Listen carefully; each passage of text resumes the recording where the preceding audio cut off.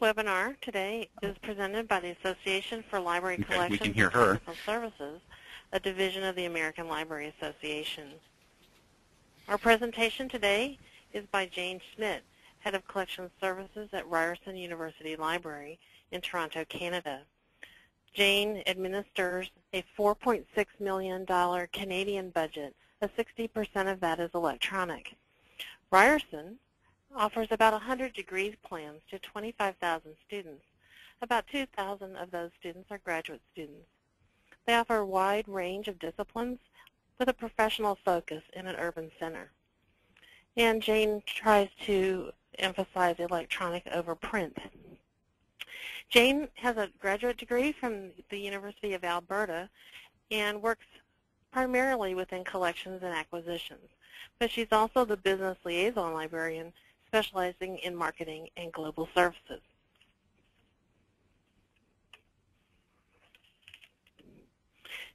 Jane is passionate about weeding and efficiency. Today she's speaking on a topic that's important to all of us, finding savings in our collections budget. The GoToWebinar software will allow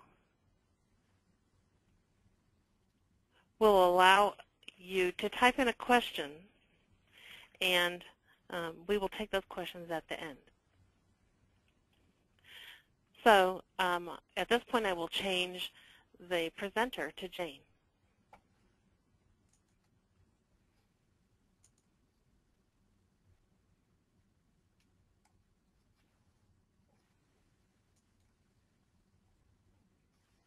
Hello, everyone. I'm going to presume that everyone can hear me. According to my audio setup, I seem to be loud and clear.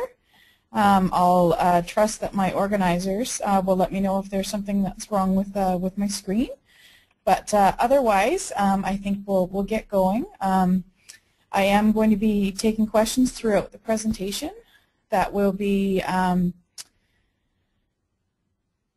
brought to my attention via Ellen, and who's organizing the presentation today. So I'm going to get started now. I'd also like everyone to know that while I try to err on the side of fewer words on slides, I'm going to be talking a lot, and I'm going to make my PowerPoint slideshow available to all of you. So you are free to take notes.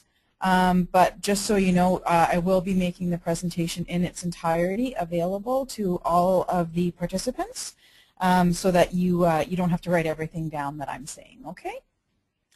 All right. Okay.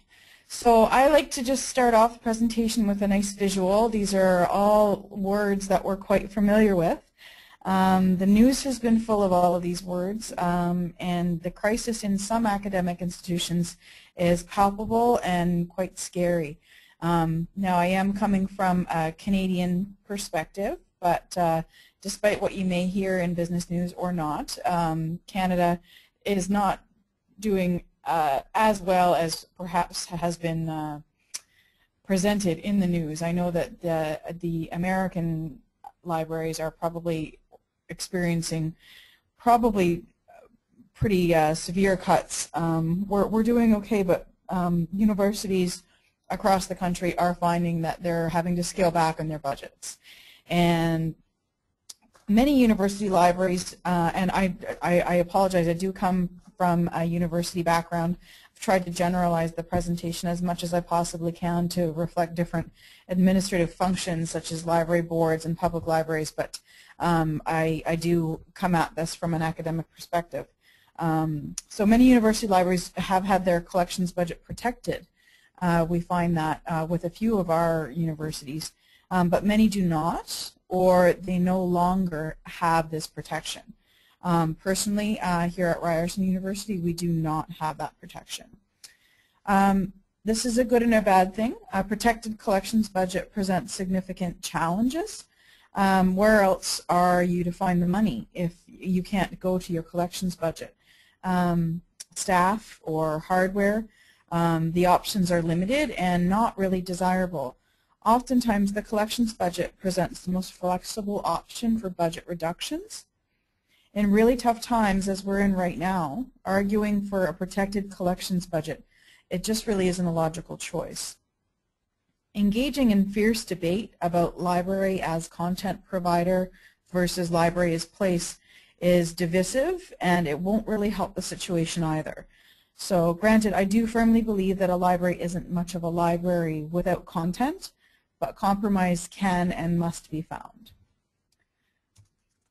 So the outline for the session for today, I'm going to talk about a few areas of finding savings where you least expect it, methods that you can use for reviewing your resources, how to involve your faculty / users and when not to, defending your decisions, strategies for recovering lost funding in the future, and going back to the trough, or how do you do this on a cyclical basis.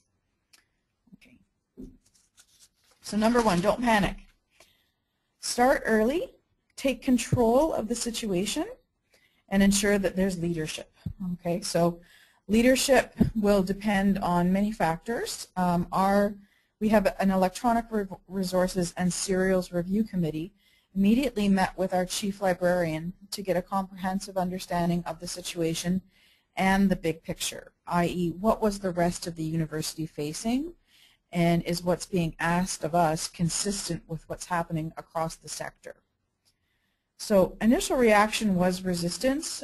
Speaking to my previous slide, you know, there was this talk that there are many universities that have protected collections budget, and what kind of a library are we if we don't have content? But once the gravity of the situation was felt, we kind of got on with it. So a line-by-line budget analysis really helped in this scenario. Transparency is key when engaging others in these decisions. And when I say others, I'm meaning your liaison librarians, your collections librarians, basically anyone who is in charge of a department that spends money, essentially. This way no one feels as though they're being kept in the dark, and everyone sees exactly how much everything costs. For example, photocopying really does add up when you look at a line-by-line analysis of your budget. It's interesting to see how much things cost. So we developed a plan. Systematically, all areas of significant expense would be examined. Electronic resources were the first target due to the greatest impact in a short period of time. As we'll still see later in this presentation, it's time-consuming to find significant savings in the smaller monograph and serials budget. So obviously with electronic resources, when we have big-ticket items, that's really one of your first places to look. Especially if you have a short turnaround time in order to get this done. So everyone involved in the process needs to understand how decisions are being made and what their contribution to the process is. Librarians need to know who to ask about the information they need. For example, if they need to know how much a particular resource costs and when it will be renewed, they need to know who to ask. As budget managers or librarians with access to systems such as an ERM, we can take others' levels of knowledge for granted sometimes, and especially when we get busy. So these might seem like obvious things, but never take for granted what other people know. We found that out the hard way. A common question we received was, well, can we stop buying books just to plump up the serials and electronic resources budget? In some cases, this could be rationalized. However, it must be examined on a case-by-case basis. You aren't necessarily saving any money by forsaking what is basically one-time only purchasing, i.e. books, in favor of ongoing costs in the form of subscriptions where costs are not easily controlled. So say somebody wants a subscription to a new journal and they're willing to sacrifice money from their book budget. The response to that can sometimes be, well, unfortunately, the book budget is not the same as the serials budget. We need to ensure that there's ongoing funding. So you'll hear that quite a bit if you haven't already heard that quite a bit. And communication is definitely the most delicate aspect of this process. And I'll speak more of this, more on this later. Okay. So thinking big. reviewing databases. For better or for worse, we decided to do the initial evaluation without faculty input. So we were engaging our liaison and collections librarians primarily. When faced with the reductions that we needed to make, and I'm trying to avoid lots of specifics in this presentation and numbers because I find that distracts from the bigger picture, but for the particular cycle that we're going through in this case, we had to come up with a scenario of 3% savings and then a further, we had to come up with a 5% savings and then a further 3% savings because we were not sure of what our budget was going to be, so we had to do all of these scenarios. So all told, we were having to come up with a total of 8% in one fiscal year, which was quite large for us. So sorry, that was just a diversion there. So when faced with the reductions that we needed to make, we presumed that we would not get an overwhelming response from faculty when asking them what we could get rid of. Faculty are not notorious for saying, oh no, I don't really need that, you can just cancel that, that's okay. At the end of the day, the library has to be there to service the community as a whole, and individual faculty are really not the best equipped to make those decisions because obviously they're going to be taking their own areas into consideration over others. So we are the ones that understand how the library serves the entire community, so therefore we are the ones that need to decide what's going to be best for the greater number of people. But that being said, make sure you have your ducks in a row. Know your facts and be sure that you can defend your decisions, and we'll talk more about that throughout. So all liaison librarians were provided with a list of electronic resources, and they were asked to rank them. And what they were, the categories that they had to pick from were marginal, important, or essential to their provision of reference and instruction in their areas. So marginal was qualified as they either never or rarely use it. Important would be it's used as a second resort. They consult it occasionally with some success in order to help their community. And essential, which is a first choice resource with highly relevant results that they go to almost every time that they're dealing with their students. So we had to make sure that it's stressed that the ranking exercise does not equal cancellation. Rather, this is exploratory, and it will assist the ER and Serials Review Committee in making sound budget management decisions. So a first tier list of those resources ranked as marginal was created, and then a second tier list of resources that were ranked lower and carried great expense was created. So what we did was we created a tiered list. Essentially was that we actually did find that that a couple databases were rated as marginal, something that we had picked up when we were in wealthier times and just simply wasn't being used either by librarians or by the community. So we actually did find a fair amount of savings just with that first pass of looking at resources that were, you know, kind of frills. But then we created a second tier list of resources.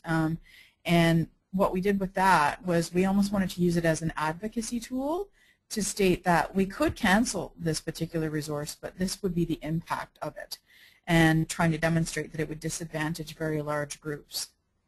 So that was going to be our go-to list if we needed to go to that extra 3% in that scenario.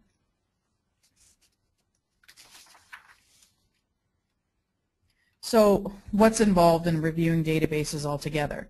Once we did have this list is, so yes, obviously we ranked the relevance to reference staff and to subject liaisons. We reviewed usage data where it was available. We evaluated the cost per download. We determined overlap, and we evaluated the availability of same and similar information in other products. Now, a word about usage data. Actually, getting meaningful usage data is a challenge in and of itself. And since we had to go through this initial exercise, we definitely have more tools available to us now to help us with making those decisions. And Discussing the utility of usage data is another session altogether. A whole conference can and has been devoted to the topic. One relatively straightforward method is to identify products that have seen historically low use or where use has declined over time. These sorts of products can be put on notice, so to speak. The user group can be notified that the product is at risk of being canceled if value for its provision is not utilized. If increased use can be demonstrated over time, then it may be protected. However, if not, it is likely to be canceled. Okay. Oftentimes, overlapping competitor products need to be highlighted. For each potential cancellation, identify what can be used in its place. This is a crucial part of breaking the news. User groups are often unaware of other similar resources and may be just as content to use a replacement as long as it provides similar content. In some cases, we know that particular resources are the sole source, and you must be prepared to cope with the impact of canceling such a resource. You may want to just completely avoid that altogether if possible. For example, if choosing between a large database like Business Source Elite over ABI Inform, choosing ABI Inform over Business Source Elite. If that's chosen as the preferred resource, can your particular institution cope without electronic access to a publication like the Harvard Business Review, which is only available in Business Source Elite? That's just one example of an incredibly important publication that you would lose access to if you were to make that decision. So again, you just need to be aware of the impact of the decisions that you're going to be making. So there are other cost savings that don't necessarily involve cancellation. And some of these are perhaps maybe something that hasn't occurred, or maybe it's something you can take back to your institution. I hope they're useful. You don't have to actually cancel a resource in some cases. But by reducing a couple of seats, you can save quite a lot of money if that is an option with your subscription. What you want to do there is research the amount of turnaways for limited use products and see if there's wiggle room to further reduce them, or if you are paying for unlimited access, take a look at the usage data and see whether or not there is wiggle room, and maybe you can move that down to something like 10 seats. And then you evaluate it, right? That's the thing. You need to keep in mind that you can make choices like this and then see how it works out. It's something to be monitored, something to be corrected in brighter times. And I'm going to speak more about that whole brighter times thing because things do have to get better at some point in time. Maybe you can reevaluate some table of content services that you have. How many users are actually subscribed to some of the services? Is there an option to RSS or other free newswire service like Google Alerts to use in its place? Work with relevant liaison librarians to encourage them to reach out to the individuals who might still be subscribing to a table of content service that you're paying for. A bit of instruction in setting up a free RSS feed could save a couple $1,000s, and it's an opportunity for librarians to demonstrate their expertise. We always like that. Look at what you're spending on resources for internal use. For example, we canceled library literature. Members of our provincial library association, the Ontario Library Association, get free access to library literature. We canceled our subscription to books in print. We reduced some of our seats on some of our cataloging support products, such as ClassWeb. The way we looked at it was that when push comes to shove, it's better to inconvenience those internal to the library than those external. My personal philosophy of this is that if librarians can't find their way around a paid database, then no one can. So try and make those changes where you can. If your library has a discovery layer service, such as Primo or Summon, are there abstract and index products that can be eliminated? This also might be a good time to start a healthy debate about access versus ownership within your institution. How could your interlibrary loan document delivery department withstand an increased demand in requests if you were to cancel databases that are perhaps well used but very expensive to license, and access to content can still be quote-unquote discovered by using a new interface like Summon or Primo. This is not to say that a discovery layer is a replacement for full-text content. I'm not making that claim. But in dire times, it may be worthwhile to look at the potential impact of canceling a particular product and allowing requests for full text to be fulfilled by interlibrary loan. That is, if you have the staffing available for that. Okay, that's not always possible, but it's something to look at. Okay, I said earlier that it's harder to find big savings from the serials budget, and that is true, and it's also very time-consuming. So the first thing that you need to keep in mind when you're reviewing a serials budget is that it's going to take a lot of time to realize a good chunk of savings. But it has been a major source of savings for us.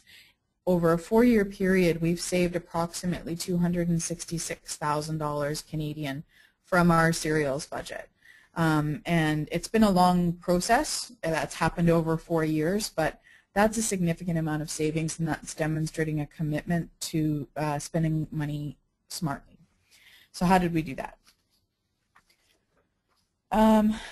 Sorry, one other caveat that I need to mention before I get started there is initially individual subscriptions might not seem like a big cost saver. Say you're looking at something that costs, $400 a year.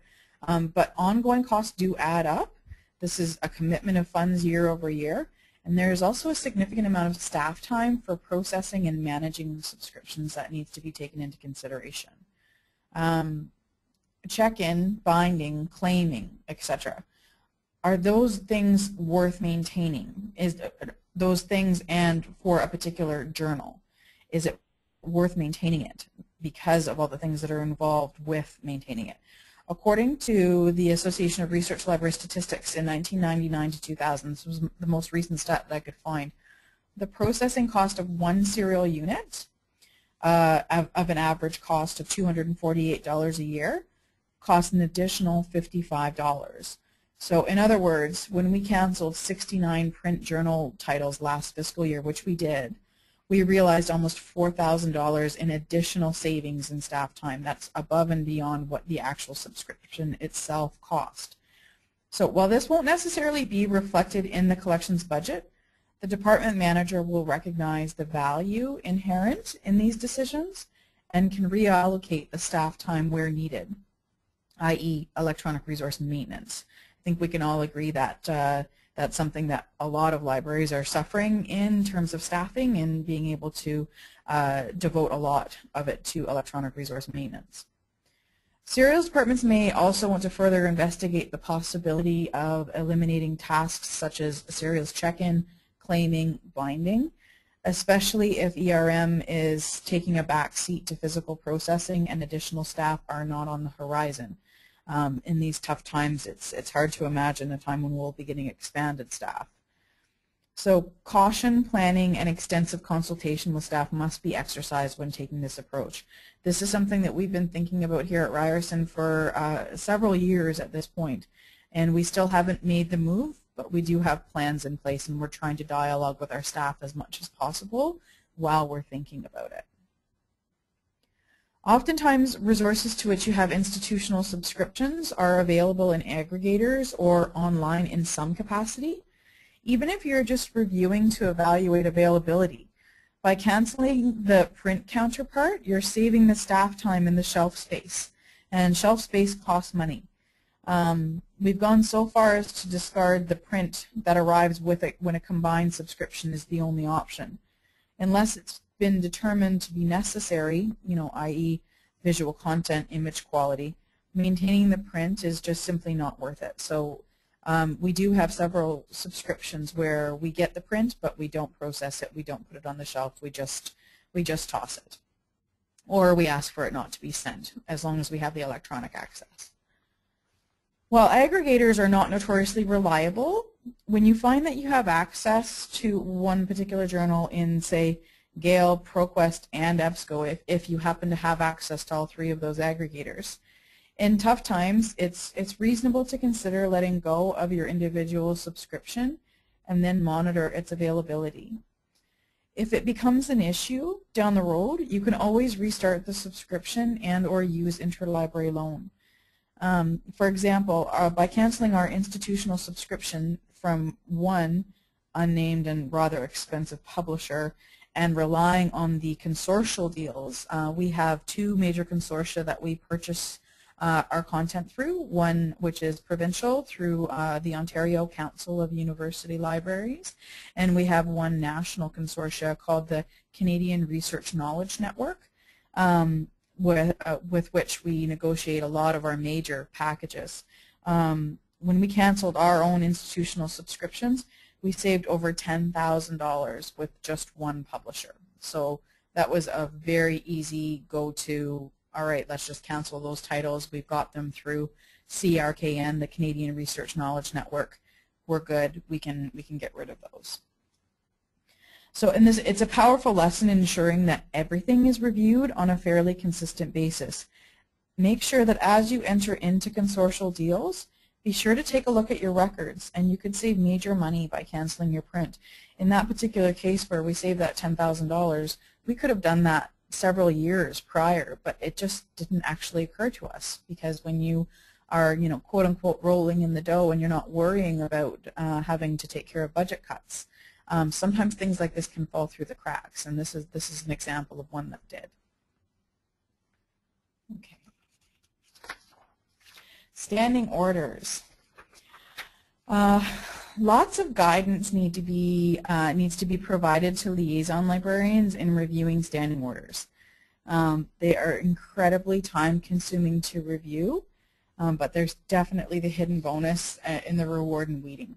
Okay, so with standing orders, you need to provide lists of the titles, include the frequency with which they come in, and what the cost is.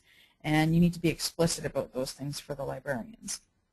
And give them guidance in asking the following questions. Is the content still relevant? Is the content available online in another format, or is similar content online in another form? This is especially true with directory and data publications. And I'm coming at this from the perspective of a business librarian. Business librarians are definitely the heaviest users of directory and data publications, and I can speak for a great deal of our faculty that simply are no longer interested in dealing with volumes and volumes and volumes of print data and print directories of year-over-year comparison. So sometimes you need to just think about the utility of the information that you have, and is it worthwhile maintaining this subscription. I think we all have seen, the occasional standing order or directory product that costs a good $1,600 to $2,000 a year. So you really need to think hard about renewing things like that.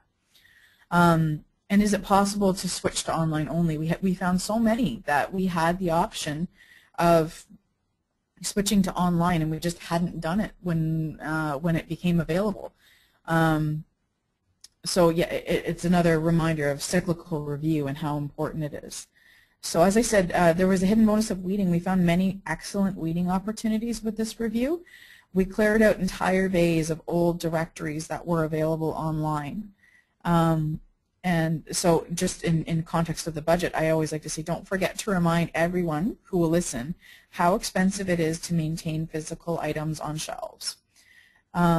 As demonstrated by, I've given a link here to this publication by Paul Courant and Matthew Nielsen in their paper entitled On the Cost of Keeping a Book. They demonstrate that it costs $4.26 per year to maintain one volume equivalent in OpenStax and 86 cents a year in high-density storage.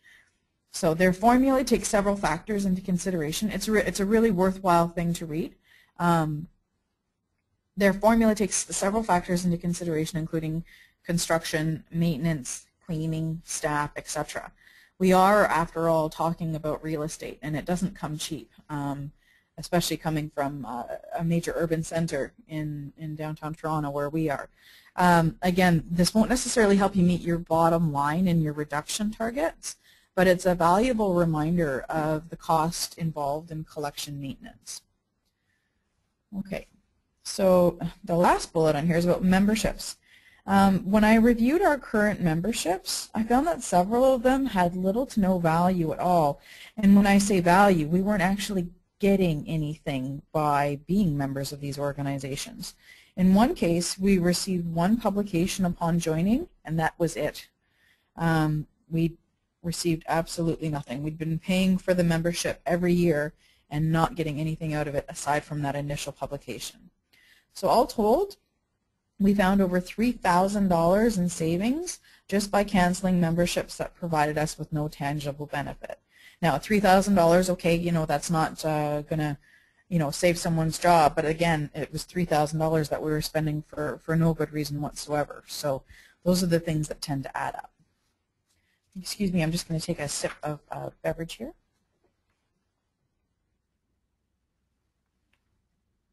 Okay, so little things add up. So depending on your institution's approach to monograph acquisitions, this can vary widely. So I'm going to speak from our point of view. We have approximately 50% of our monographs coming in on approval. An obvious starting point was a complete approval plan overhaul. Though we do ensure that an annual review of our plan happens every year, most of this review in years past was concerned with things like trying to improve the approval rate rather than to reduce it. So what we did is we worked with our primary approval vendor to review each and every line of the plan to see what we could find. Now, our primary approval vendor is YBP, and they were absolutely fantastic in working with us in this capacity. We spent one whole day just line by line going through the plan. And in one fell swoop, we were able to scale back our approval plan by approximately $100,000 by moving to the YBP Select Only plan. Now, just a note for those who don't know what that is. The YBP Select Only plan, basically what that is there are certain numbers of publications that receive the YBP Select label, and the YBP Select label can include designations such as Research Recommended, Research Essential, and Basic Recommended and Basic Essential titles. These are items that have been identified by their bibliographers as being something special, and it's a good way to ensure that you're getting the best of the best. So now, in reality, what happened was that, so we went to this YBP Select Only plan, so that was the books that were coming in automatically without any sort of slip selection. They were just coming in on approval. And everything else went to slip selection. So this did mean that selectors had to cope with more slip selection, but after consultation with the selectors, we agreed that a quota would assist them in making their choices. So increased use of wish lists was going to be helpful in this regard. We encouraged them to use their folders and their Gobi setup to just park titles that they weren't quite sure of, see how the budget was working out, and then we would go from there. But we did have to be careful that there was a net reduction of spending rather than just a simple change in the method of procurement, i.e., you know, one keen librarian could just end up buying more slips than they would have normally. So we've been monitoring that. So a lot of this has been managed individually in Gobi, but we've been putting in expense reporting that's been implemented on a quarterly basis. That's done by our acquisition staff. And these expense reports are made available to all selectors so that everybody, it's an even playing field. Everybody can see how much everyone else is spending.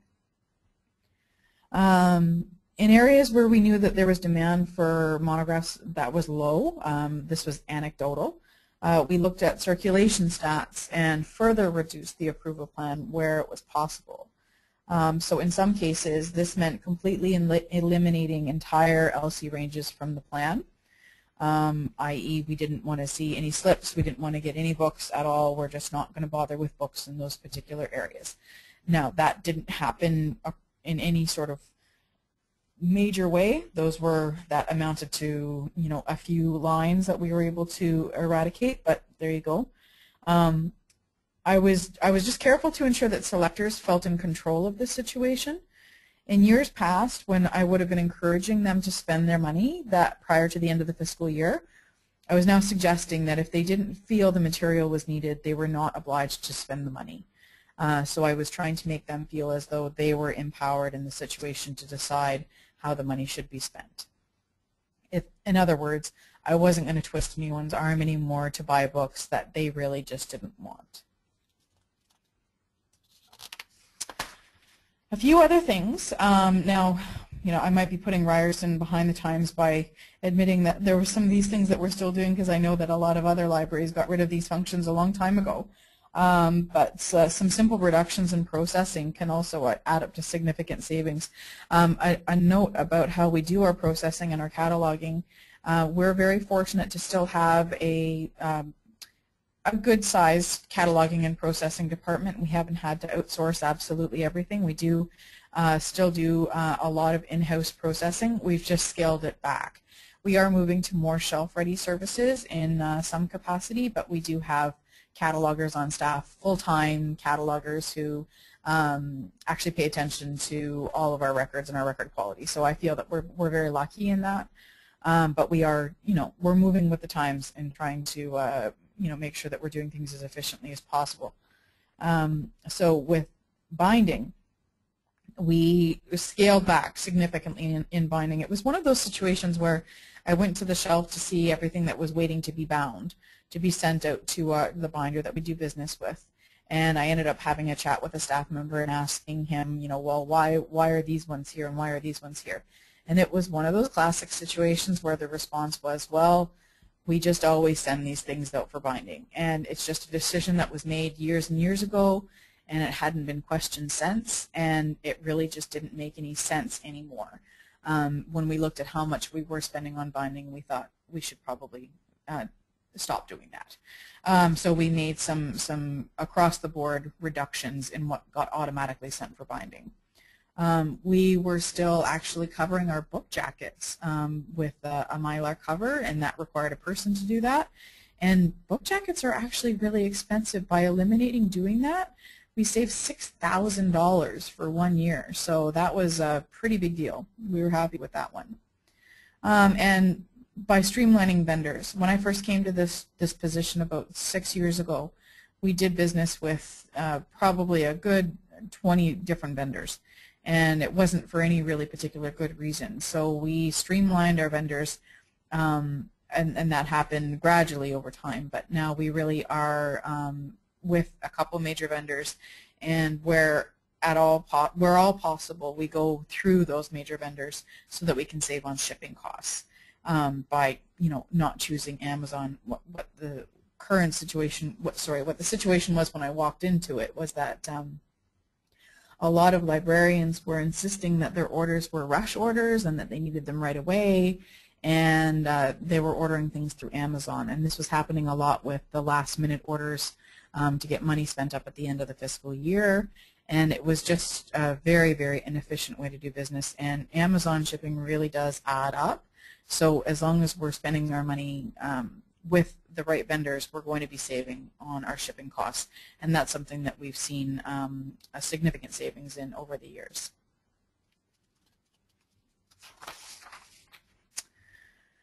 So save what you can while you can. So inflation. In normal times, we were accustomed to submitting requests for budget increases in order to accommodate the inevitable increases to our subscription costs. During tough times when budgets are being cut, how are we supposed to account for inflationary increases? So this is going to be very dependent on your institutional budget policy, but depending on your budget policy, you may be able to pad the serials and electronic resources budget with savings from the monograph budget. We've been able to accomplish this in two ways. The first being whatever went unspent in monograph funds were rolled over into the serials and electronic resource funds. Last year, this meant we came out almost perfectly balanced, and we did this on a large scale versus a smaller subject-based fund method. I spoke earlier of one subject librarian just asking, well, can I just take my book money and put it into my serials fund? we tend to approach our budget in a very macro way as opposed to a micro way. But whether or not you're going to be able to do that is heavily dependent on your accounting system. The second way that we were able to do this is that whatever went unspent in monograph funds were held back and placed in our BIP. And what our BIP is that's short for a budget incentive plan. So here at Ryerson, we're fortunate that we're able to roll over our encumbrances from one fiscal year to another.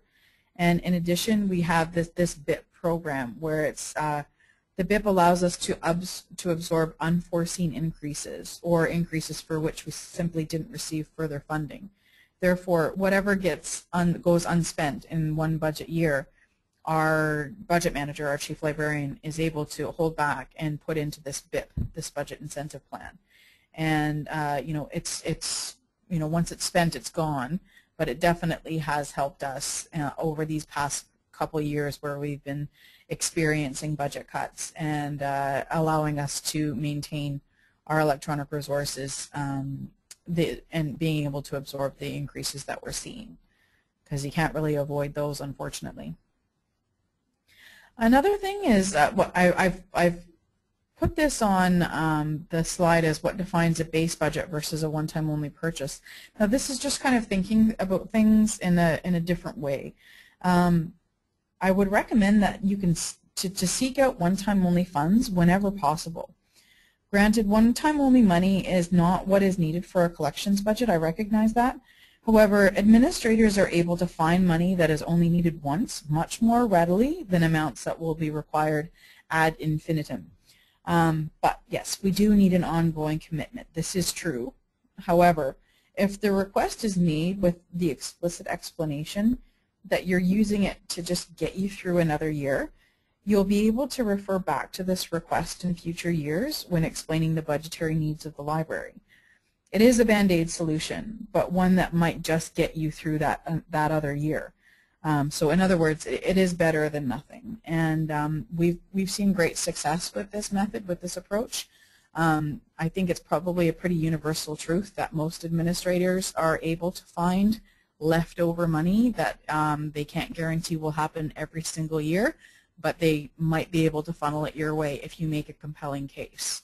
So that can go a long way. So communication, this is the tough part.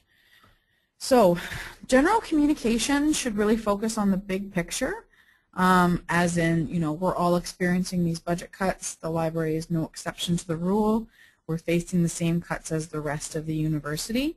So this really shouldn't be coming as a big surprise. So we tried two different ways of communicating.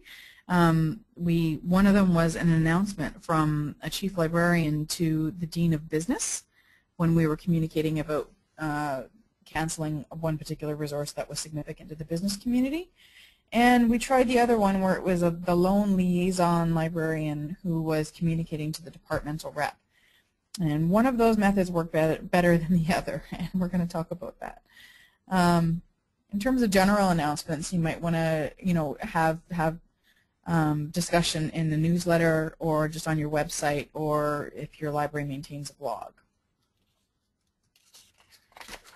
Okay, so your ultimate goal is to find enough savings using some of the methods that I've mentioned that have little to no impact to the community at large. But inevitably, you're going to have to make a decision that's going to be unpopular. So in breaking the news, you need to be honest but firm, you need to provide facts, and you need to provide alternatives. So try to involve the faculty in the decision-making process. You need to give them options, but be very clear about the intention. I said earlier that it can be dangerous to involve faculty because obviously they're not going to be willing to just cancel a resource that they use on a fairly regular basis. But it needs to be explained that when push comes to shove, choices need to be made. So you need to provide them with facts about usage. If you can demonstrate that usage has been low or has been dropping off after a while, then you need to be honest with them about that. You can try the method that I mentioned with putting things on notice, as in we've observed that the usage of this particular resource has declined over time. We need to ensure that we're getting value for this particular product. So unfortunately, if we don't see increase in usage, then perhaps this one will be on the chopping block. Focus on what's still available to them when you're communicating with them. Try to find alternate sources of information that may still satisfy their need. And if necessary, and I'm always loath to mention this one, but given our physical location to one of the best reference libraries in the country, I encourage the use of a public library or other information provider if it's perhaps an obscure resource. When we came up with our list of resources to cancel, we sent out communication to faculty we thought would be affected with 1 month's notice. This backfired in a couple of cases, but for most others there was little to no reaction, so that was very telling in and of itself that we were making the right choice by canceling some of these poorly used resources. And just so you know, the message from group to group, i.e. the message that went out from the chief librarian's office to the dean of the business school, was received much better than the lone liaison voice. That one didn't work out very well. In that particular case, we ended up not canceling the resource that was being communicated because in the end it was much too politically charged for us to do it, and it was one of those things that didn't actually cost that much money at the end of the day, so we pulled back on that one. Okay, moving along to advocacy. So again, this is probably where I'm showing my academic bias here, is get your faculty association, if you have one, on board with your library. Through communicating with the Ryerson Faculty Association about what we were experiencing and what was being asked of us to do, they chose the library as one of their top priorities in their lobbying efforts to the administration. We did have a campus-wide action protest against the budget cuts, and the library definitely got center stage in that particular protest. Now that's a bit extreme, but there you go. I think that I should also make the point that I happened to be on the executive of the Faculty Association at the time, so I think that probably helped. I'm no longer on the executive, by the way. That was just too much to handle. Playing nicely will go a long way in the future. Simple resistance shows that you're not a team player. So all that being said, you do need to play along to a certain extent. Recognize that we're all in the same boat, and if you are playing nicely, it will be rewarded and it will be remembered in the future. So, have stories to tell about the impact of canceling major resources. Focus on what you've already saved and ensure that you can try and save the big guys. So speaking of the big guys, be prepared to demonstrate the value of the more expensive resources or even the monographs. Have circulation stats to show that the material is being used. Be able to talk about cost per download. So the value of large aggregator databases is very impressive if you have the means to collect the data. The number of students searching successfully is a very powerful demonstration of value. We were able to determine that through the cost of maintaining 2 major aggregators, while it's significant, the number of downloads that we were getting meant that the cost was actually mere cents per document. So if you tie a fact like that to existing information literacy programs, you have a significant demonstration of success. So what you're doing is you're demonstrating value for money. Some of you may have heard of ROI, return on investment. This is a method of reporting that's gaining traction, but the methodology has still not been ironed out. So the Association of Research Libraries is definitely working on this. I've seen some things written about it. You might just want to Google ROI and libraries to see what some of the methods are. But this is definitely a very, very powerful way to demonstrate value. For those with open access mandates, this is an ideal opportunity to open a discussion about the benefits of open access and the current reality of publisher-driven increases. So if you're looking for a way to open dialogue about open access, this is one of the this is a great opportunity to do so. Okay, so I talked earlier about, how do you do this on a cyclical basis? Just one moment, I just need to wet the whistle. So we're in our 4th year of budget cuts, and the decisions are indeed getting harder and harder to make. So this is where we have to revisit all of our previous decisions. So we're starting from square one again. We're starting with our electronic resources. Excellent documentation is key. Why did you decide to renew this resource when the librarians had originally ranked it as marginal the first time around? Should we reconsider that? Has the usage flatlined? Has it gone down? Perhaps it is actually time to finally cancel that resource. Maybe something that you put on notice several years ago and just haven't acted upon. Are there further sacrifices that can be made to the approval plan? What we're doing this year is we're further reducing our plan by slipping the research recommended titles. So therefore, the only things that will come in on approval are research essential, basic essential, and basic recommended titles.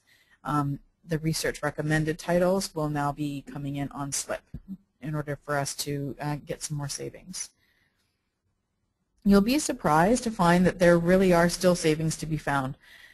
As long as you go into the process with determination, there will be success, but there has to be determination. It's much easier to defend why something needs to be kept rather than cut.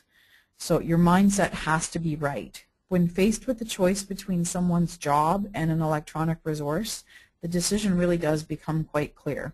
So a lot of that is in, your attitude. Not to sound like I'm talking like The Secret or anything like that, but if it's half-hearted effort, you're not going to get the same result as if you were determined to find some savings. Okay, so a couple of last points. And this is something that I think will probably depend again on institutions. We have a system called a PREP process, which is a program review process. It's a cyclical review of all of our programs, and the library is obliged to write a report stating how we do or do not support a program. Same with a program proposal. Ryerson has experienced a great deal of growth over the last decade in terms of our grad programs. So we've had to write several reports indicating how we can support graduate programs or new graduate programs in these areas. And so how you do that is, if your institution doesn't have this process, this might not apply, but it's worth mentioning just in case you do. Check on the funding requests that you may have made in those program proposals and preps. And is that money actually coming in? A lot of the times it's not, and that's something that you can point to, that if you had submitted this report and said we needed X amount of money in order to support this program and it's not coming, then that's a bit of a problem. And are you really making the most of that process? Don't sign off on a document suggesting that the library can support new programs or even existing ones if in fact it can't. Even if the new program doesn't require extensive new resources, there will be an increase in the number of students making use of existing resources. And in some cases, new grad programs will actually change the pricing structure for particular resources. And you may require additional seats to support increased demand. When I say that new grad programs will change the pricing structure, if you didn't have a PhD program in a particular area, then your cost for a particular database would be lower. As soon as you get a PhD, that definitely increases the cost of a resource. I'm thinking of one in particular. I won't use any names, but these are the sort of things that you need to keep in mind. And insert that into a program proposal, into a library report that's going up to the administration. They need to know that by expanding programs, it costs more money. Do any of the program proposals or funding structures need revising given the new economic climate? Perhaps a report for a program that has always been well supported by the library would benefit from a mention of the pressure on libraries due to publisher vendor-driven inflation.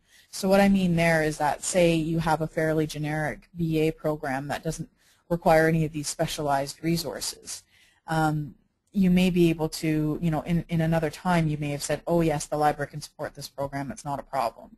But this is an opportunity to advocate for more funding for the library, to say, we can support it now. However, we are under these inflationary pressures. We are experiencing increased use of our resources because of increased enrollment, and we need more funding. Any opportunity to advocate is definitely a good one. Ensure that you have a system in place to try and track what the impact has been for future advocacy efforts. Have you seen an increase in your interlibrary loan department because of some of the cancellations that you've made? For which sources? And is there a case to be made that the cost of keeping up with the interlibrary loan request demands that the resource actually be reinstated? How are you going to measure that cost? Was there an increase in complaints from your user groups? Keep track of those. What if you do LibQual or other assessment, did satisfaction levels go down in any significant way? And if so, then publicize those. Keep track of all of this information. Like I said, have stories to tell. And one last point that I will mention is that, desperate times do call for desperate measures, but nothing can't be undone. I think that sometimes in our profession we're afraid to make decisions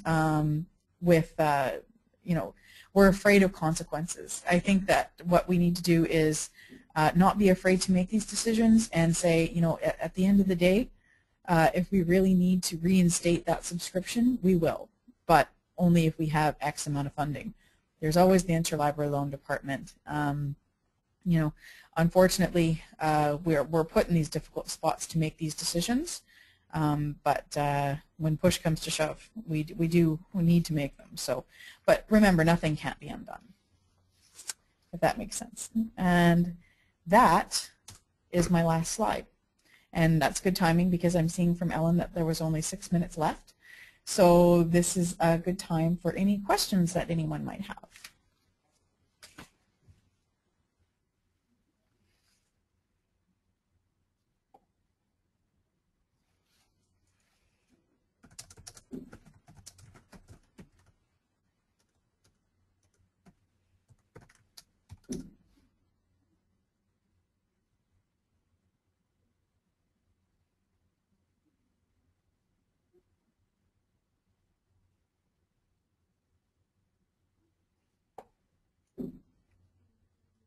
I don't see any questions, Jane.